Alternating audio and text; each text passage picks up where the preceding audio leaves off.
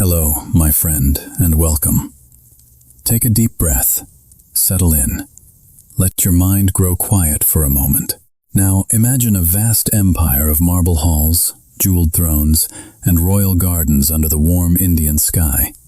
Imagine a ruler so powerful that people called him the king of the world. But here is the question. How could such a man lose everything and end his life as a lonely prisoner? Tonight, we will walk gently through the story of Emperor Shah Jahan, a story of glory, love, grief, and silence. And while you listen, you can also practice your English in a calm and natural way. Before we begin, please tell me your country and your local time in the comments. And if you enjoy learning English through stories, don't forget to subscribe. Imagine North India in the 17th century. The Mughal Empire was rich. It was powerful. It was one of the grandest empires on earth. Its cities were full of movement. Its markets were bright with silk, spices, and precious stones.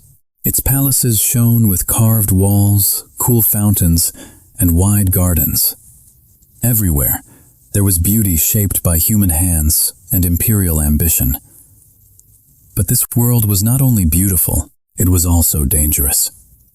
Behind the polished doors of the court, people watched one another carefully. Power was precious, and everyone knew it could be lost in a single season. The Mughal emperors ruled over many lands and many peoples. They commanded large armies. They collected vast wealth. They built monuments that seemed to promise eternity. Yet, life inside a royal family was rarely peaceful. A prince was not simply a son. He was also a possible future ruler. That meant love, trust, and rivalry often lived in the same room. In this great empire, children of the royal house were raised among tutors, soldiers, servants, and strict ceremony. They learned language, religion, politics, and war. They were taught how to speak with grace. They were also taught how to survive. This was the world that shaped the young prince who would later be known as Shah Jahan. Before he became emperor, before the white marble of the Taj Mahal carried his sorrow into history, he belonged to this glittering and uneasy world. He opened his eyes in a place of privilege, but also in a place where every smile might hide a plan. To be born in such a court was to stand close to greatness. It was also to stand close to fear. A prince could rise high. A prince could also fall very quickly. And so, long before tragedy entered his life, Shah Jahan was already learning a hard lesson of empire. The brighter the crown, the darker the shadow behind it. And this was only the beginning. The boy who would become Shah Jahan was born as Prince Khurram. He entered the world in 1592. He was born into splendor, but from the beginning, his life carried the weight of expectation. Khurram was the son of Prince Salim, who later became Emperor Jahangir. This meant he grew up close to the center of power. He lived among nobles, scholars, and commanders. Every day, he saw how an empire moved through words, decisions, and force. His education was careful and demanding. He studied languages. He learned court manners. He was trained to understand religion, poetry, government, and war. He also learned how to watch people. That was important. In a royal court, strength was not only physical. A future ruler needed patience, self-control, and a sharp understanding of human nature. As Khurram grew older, many around him noticed his presence. He was serious. He was capable. He seemed to carry the calm pride of someone who believed he had an important future. But there was another part of his life that mattered just as much. It was not about armies or politics. It was about love, and that love would shape his name forever. As a young man, Khurram formed a deep bond with Arjumand Banu Begum, the woman later known as Mumtaz Mahal. Their connection became one of the most remembered love stories in royal history. She was not simply a wife in a palace full of ceremony. She became his closest companion, a trusted presence in both private life and public duty. In the years ahead, the empire would see Khurram as a prince of rising promise. But beside that ambition stood affection, loyalty, and tenderness. This balance made his story feel human. He was not only a royal figure moving across history, he was also a man whose heart had chosen someone deeply. The court was watching him, the empire was changing, and the road to the throne was slowly opening before him. But power never comes without a price. Prince Khurram did not remain a young dreamer for long. He grew into action. He entered public life, and step by step, he began to prove that he was more than a royal son. In the Mughal world, a prince had to show real ability. Birth was not enough. Good manners were not enough. To move closer to the throne, he had to earn respect in the fields of power. Khurram learned how to lead. He took part in military campaigns. He gained experience in strategy and command. With each success, his name became stronger inside the empire. People at court began to see him differently. He was no longer just a promising boy. He was becoming a serious contender. He looked like a man shaped for rule. His path was not always smooth. Royal politics were never simple. The Mughal court was full of shifting alliances. Favor could rise one day and disappear the next. Still, Khurram moved forward. He showed discipline. He showed intelligence. And in time, he rose above the uncertainty around him. When he finally became emperor, he took the name Shah Jahan. The title meant King of the World. It was grand, it was bold, and it matched the image of his reign. Under Shah Jahan, the empire seemed to glow. There was wealth, there was order, there was a deep love for beauty, symmetry, and refined design. His court became famous for elegance. Architecture flourished, art found new life. Imperial power and artistic vision seemed to walk hand in hand. From the outside, his life looked complete. He had the throne, he had honor, he had children, loyal subjects, and the woman he loved most. It seemed that fortune had chosen him fully. A prince had become emperor. An emperor had become a symbol of magnificence. And for a while, the world around him appeared strong and secure. But the brightest seasons do not last forever. Behind the beauty of empire, sorrow was already approaching. And the deepest wound of his life was still ahead. Then the light began to change. The emperor was still powerful. The empire was still magnificent. But deep inside Shah Jahan's life, a terrible silence was coming. Mumtaz Mahal had long been his closest companion. She was not only the woman he loved, she was also the person who shared his private world. In a life surrounded by ceremony, she brought warmth, trust, and human closeness. In 1631, that bond was broken. Mumtaz died while giving birth to their child. Her death struck Shah Jahan with overwhelming force. For a ruler who seemed to possess everything, this was the loss he could not command away. Imagine the palace after the news. The rooms were still rich. The walls still shone. But for the emperor, the world had become suddenly dim and hollow. History remembers Shah Jahan as a great builder. But before marble rose into the sky, there was grief. Before the monument, there was heartbreak. The Taj Mahal began not as a symbol of power, but as an answer to unbearable sorrow. He ordered the construction of a mausoleum unlike any the world had seen. White marble, perfect balance, delicate beauty shaped with extraordinary care. It would honor Mumtaz. It would preserve memory. It would speak where ordinary words had failed. Stone, light, symmetry, and silence would carry the feeling he could not fully express. And so, pain became architecture. Loss became design. Love became a monument.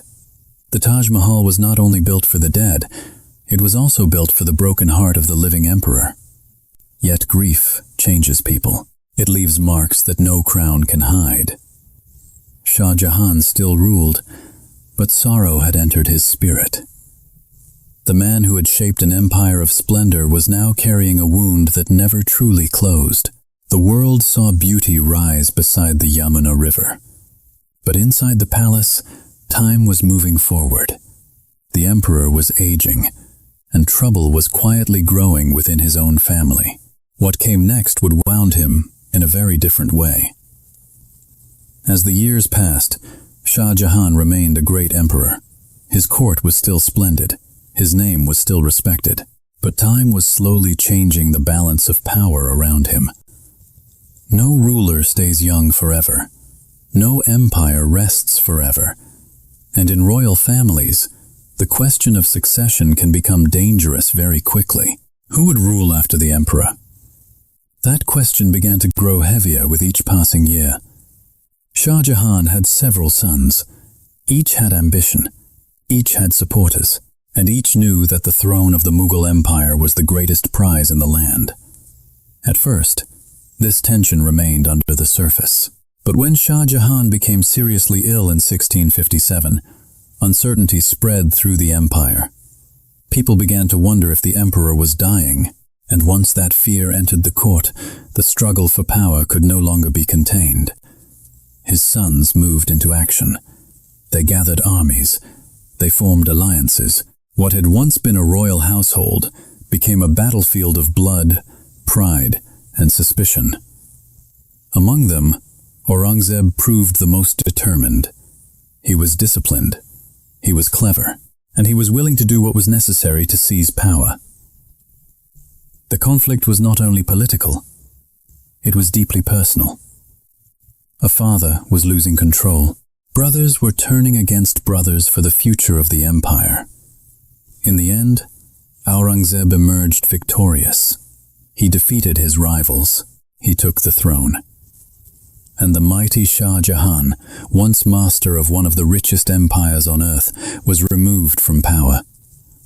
Then came the cruelest turn of all. Shah Jahan was not allowed to rule. He was not allowed to choose his own path. He was confined by the order of his own son. Think about that fall. A man who had commanded armies was now watched by guards. A man who had shaped cities could no longer shape his own days. The king of the world had become a prisoner inside the world he once controlled. His crown was gone. His authority was gone. And yet one thing still remained before his eyes. But that final chapter would be the saddest of all. Shah Jahan spent the last years of his life in captivity. He was no longer the emperor. He was no longer the center of the empire. He was now an old man, living within walls that limited both his body and his future. He was kept in the Agra fort. The place was still grand. It was still royal. But even a beautiful prison is still a prison. For a man who had once ruled over vast lands, this change was almost impossible to imagine. His days became smaller. His world became quieter. The rhythm of command, ceremony, and imperial movement had been replaced by waiting, memory, and silence. And there, across the river, stood the Taj Mahal, white, calm, almost unreal in its beauty. It is said that Shah Jahan could look toward it from his confinement. Whether in full sight or distant view, the monument remained close to his heart. It held the memory of Mumtaz Mahal. It also held the memory of the man he had once been. Think of the sadness in that image. An emperor without a throne, a husband without his beloved, a builder looking at the most famous work of his life, unable to walk freely beside it. Yet this is also why his story endured. It was never only about power. It was also about human feeling. People remembered the contrast. Splendor and sorrow, marble and mourning, greatness and helplessness. The Taj Mahal slowly became more than a royal tomb. It became a symbol known far beyond India. Travelers spoke of it. Generations admired it as a wonder of architecture and a monument to love. And with it, the story of Shah Jahan traveled too. Not just as a ruler of the Mughal Empire, but as a tragic figure shaped by love, beauty, ambition, and loss. His personal grief became part of world memory. His fall became one of history's quietest and most haunting echoes. By the time he neared the end of his life, the empire had moved on, but the meaning of his story was only beginning to grow. And that meaning still speaks to us today. Today, when people think of Shah Jahan, they often think first of the Taj Mahal. They think of white marble. They think of beauty. They think of one of the most famous buildings the world has ever known. But behind that beauty lies a long human story. It is the story of a prince born into power. It is the story of a ruler who rose to the highest place in his world. And it is also the story of a man who loved deeply, lost deeply, and suffered deeply. Let us pause and look back. Prince Khurram grew up inside the glittering Mughal court. He learned how empire worked. Then he became Shah Jahan, the emperor called the king of the world. For a time, he seemed to have everything: power, honor, a great empire, and the love of Mumtaz Mahal. Then loss entered his life. Her death changed him. His grief gave birth to the Taj Mahal. And later, family ambition shattered the peace that remained. In old age, he fell from the throne. He lost his freedom. He became a prisoner. So his life reminds us of a quiet truth. Power is strong, but it is never permanent. That may be the deepest lesson in this story. Glory fades, beauty remains, and love can outlive both power and pain. There is also a lesson here for your English journey. You do not learn a language only with rules. You learn it with feeling, with stories, images, memory, and patient listening. So as you listen to stories like this, do not worry about understanding every single word. Just keep going. Stay calm. Little by little, your English will grow stronger. If this story stayed with you, write your country and local time in the comments, and tell me what moved you most about Shah Jahan's life. Please subscribe if you want more gentle English stories from history. Thank you for being here with me today. Take care, keep listening, keep learning, and I will see you in the next story. Before you leave, I simply want to say how grateful I am that you chose to spend your time here with me. I hope this story gave you a space to slow down, enjoy the beauty of history, and feel that learning English can be something peaceful and meaningful.